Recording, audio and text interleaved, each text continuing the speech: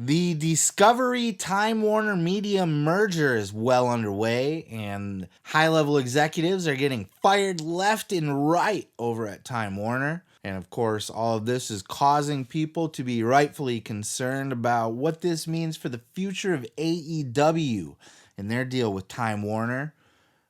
Traditionally, these types of mergers have not been too friendly to pro wrestling content, right, WCW? Check out Dave Meltzer's thoughts on how he thinks this might affect AEW going forward. Well, I mean, there's the merger is happening and it's taking effect, and it's, the new people are being put in place, and there's fear of massive layoffs because of duplication. And one of the things is that Discovery, which is going to be running this, that they are historically not a company that looks to spend a lot of money. So how this all goes down, I mean, it's anyone's guess. And what this means as far as AEW goes is anyone's guess. So according to Meltzer, it's anybody's guess, right? Who knows? Well, I have a guess.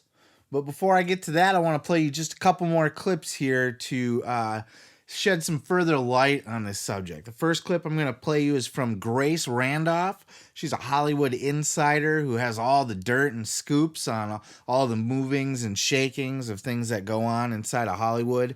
The next clip I'm going to play you right after that is a clip of the actual Discovery CEO, the man who is taking over Time Warner as the head of everything, Mr. David Zaslav, and he's going to give his thoughts on this whole thing. Check out these two clips. All the creative heads are still in place at Warner Brothers. Casey Bloys at HBO and HBO Max, definitely safe. Guys churning out amazing content. Channing Dungey at Warner Brothers Television, also safe. Churning out great content for HBO Max and beyond. Some of Netflix's best shows come from Warner Brothers Television. And Toby Emmerich is still there at Warner Brothers Films, but I do not believe that he is safe.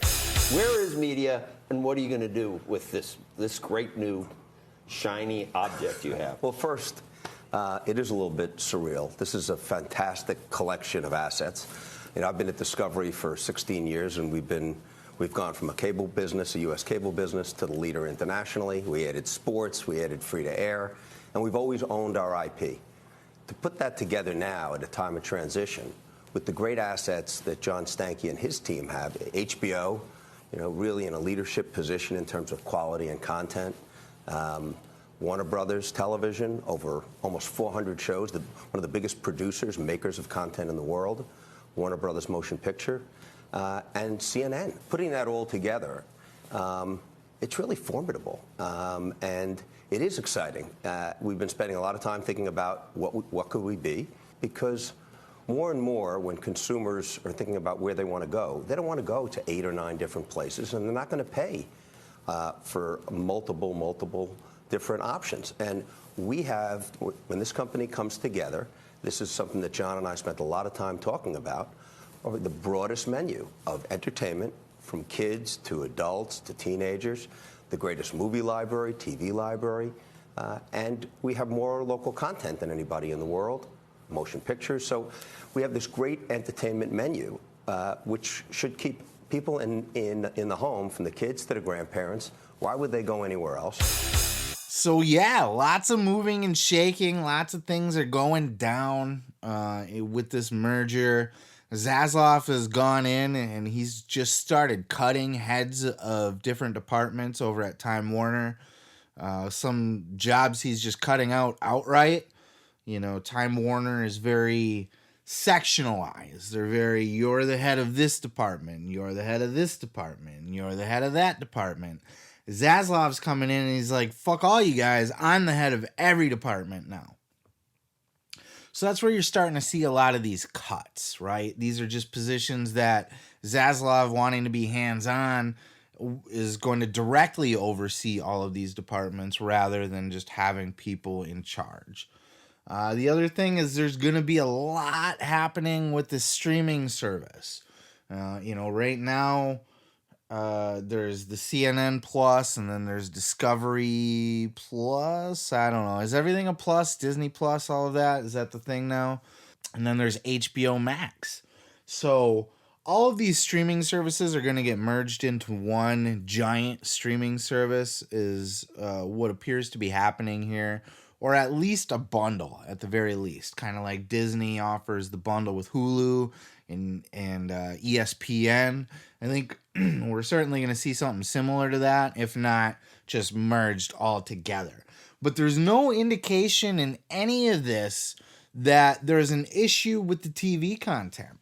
The head of Time Warner TV has not been removed. And doesn't sound like there's any plans to remove them. According to Zaslav, he's acquiring a great TV library and a great movie library. You know, he's not going to come in like Time Warner owns DC, for example, and they own the Harry Potter franchise. So they're not going to come in and just cut that shit. Maybe they branch it off into its own company or something. That's possible. Like Disney does with Star Wars or Marvel, right? Marvel Studios is its own separate branch. It's not Disney Studios doing the Marvel movies, but they own it. So we can see that with like a DC or something. But by all accounts, it sounds like Zaslav is excited to take over the current product. He's happy with the overall entertainment content that Time Warner has right now. He's happy with the movies. He's happy with the TV. He's said flat out, we're buying into a really great content library. So there's zero indication at this time that there's an intent to just start going in and cutting shows that don't fit the brand. I would even go as far as to say, Zaslav had also said that he likes the wide variety of content that they have. He likes that they got the sports, and he likes that they got the movies, and he likes that they got all the good TV shows, and they want to have that wide variety. They're not coming in saying, we want, like TNT, we are drama. He's not coming in and saying, all of our content has to be comedy now, or all of our content has to be drama. They did that for a little bit. TBS was the comedy channel for a little bit, with fucking all the sitcoms and everything like that. And TNT was drama. We know drama. And there's no indication that there's going to be any kind of change in branding, change in lineups, anything like that. Everything that's happening as far as cutting and reconfiguring within the merger is just to simplify the process, to streamline things, to put Zaslav in charge of all, to put him as the king above all, that kind of oversees all projects, and to kind of get rid of some redundancy, some people, that are coming over from Discovery. If there's a guy that does a certain thing in Discovery, they don't need that guy in Time Warner, right? We can get rid of that guy. But as of now, there's been zero indication that there's any intent to cut any of the content that already exists, or change the branding, or change any of that. So I think from that perspective, as of now, at least they're safe. So then it becomes... So I don't think wrestling it's not going to be one of those things where, wrestling doesn't fit what we're trying to do. Because also a couple things have changed since then. Pro wrestling is much more respected, much more normal and normalized in culture. Back in when WCW ended, wrestling was the Attitude Era. So it was tits and ass and bra and panties matches and fucking choppy pee-pee, and all of that stuff was happening on TV. So wrestling was very white trash, Jerry Springer lowbrow shit. And AEW's got to be careful because they're not as family friendly as WWE. They do a lot of blood. They do the pizza cutters. They have to be careful. People getting set on fire and shit. They got to be careful about that, because that could raise some eyebrows amongst new management in Time Warner Discovery, right? But for the most part, wrestling is something that's ideally, like it's much more accepted. And ideally, if your stated goal was to oversee a brand that is well-rounded, that is the best in every aspect of everything that they do. We're the best in sports, we're the best in drama, we're the best in comedy, we're the best in movies. If that's your stated goal, then obviously pro wrestling fits into that, not just on the sports side of things, because it is a quasi sport still, even though it's entertainment, but it's just, if it's not going to hurt you as far as turning away advertisers or getting lots of complaints or just really being an eyesore on your brand. So if it's not hurting your brand in that way, and it's not costing you a shit ton of money, which it doesn't, these TV contracts are very cheap. The AEW TV contract is very cheap. They're not getting paid what WWE is getting paid. Are they going to be looking for a raise? Yes. And will they probably get one? Yes, because, as I've mentioned before, there's a high demand for live, brand new weekly content, because it's one of the only, that's why sports gets such a premium. That's why WWE has been able to get such a premium, is because most people don't watch TV live anymore. There's no reason to. And everything's on demand now. You can find everything online that you need. But wrestling, football, basketball, baseball, all of these things are things that you still have to tune in and watch live. You don't have to. You can DVR it or something. But for the most part, these are live-oriented type shows. So, because of that, they will draw a premium, and ratings are becoming more and more irrelevant. WWE has gotten a bigger contract every single time that they've re-upped, and the ratings have gone down and down and down. The ratings didn't go up between contracts. The last time they re-signed their mega fucking billion-dollar contract, the ratings were the worst that they ever were. And now they're even worse than that. And it's partly because the show sucks, yes. But it's also just because people don't watch TV like that anymore. These media companies know this, okay? They understand this, and they still want that show that's going to draw a live viewer. And they know that the ratings are going to continue to go down because people just aren't watching TV. And it doesn't mean that they're not watching the show. I think there's still a lot of misconception with people out there that, AEW drew under 1 million viewers again this week, so people aren't watching the show. I don't watch it on TV. I watch it online. I find it. I seek it out. I download it. Okay? So I am an untracked viewer. They don't know that I'm watching. There's YouTube. People are watching through YouTube, through the clips and the highlights. People are paying attention to the content, but people do it in different ways. Even with this podcast, not everybody's going to listen to it on Sunday when it comes out. Not everybody's going to listen to the full podcast. People are going to maybe just watch the clips on YouTube, and that's sufficient, but people are consuming my content still. Those are still viewers of my content. So it's a lot harder to track down. It's a lot harder to quantify. It's not as cut and dry as, AEW has under 1 million viewers. So I think because of the nature of their type of product, and I think because wrestling is so much more accepted nowadays, and I think because AEW is not that expensive, even with a significant raise when their TV deal comes up, if they're able to get it from Discovery TimeWarner, it's still not going to set them back. These channels are paying... TV shows are like movies nowadays, Gone are the days where TV shows are like... If you notice, reality shows are starting to phase out. That was really cheap content, AEW is going to be a cheap content like that.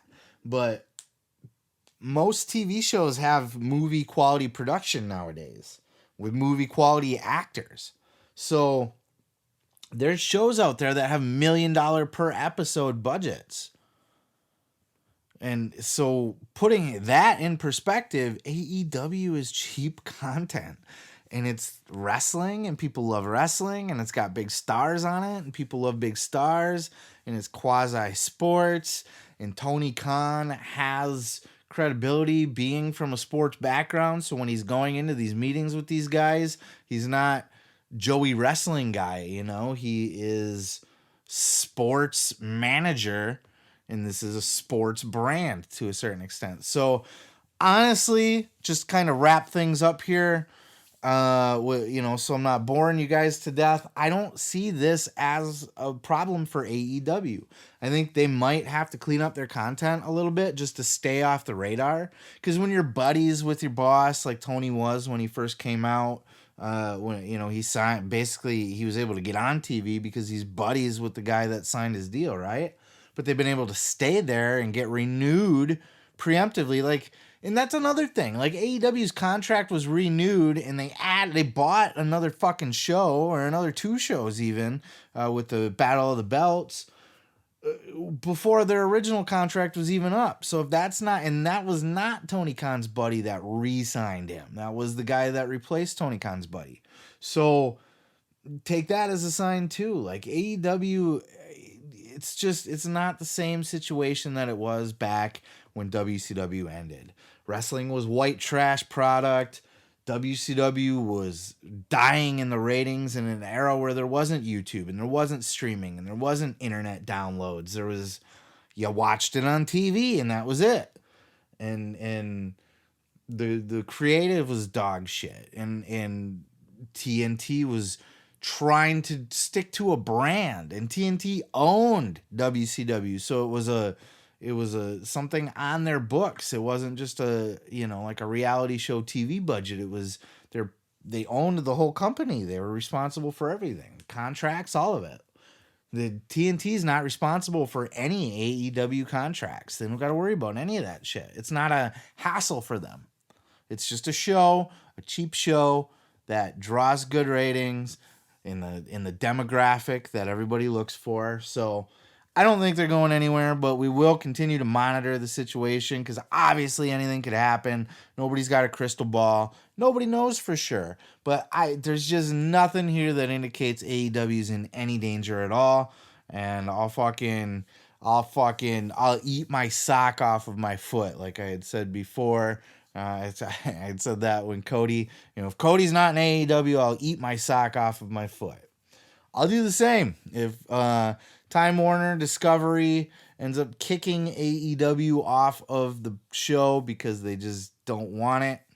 I'll eat my fucking sock off my foot. They'll be fine. They're going to be fine, guys. Just fucking don't worry about it.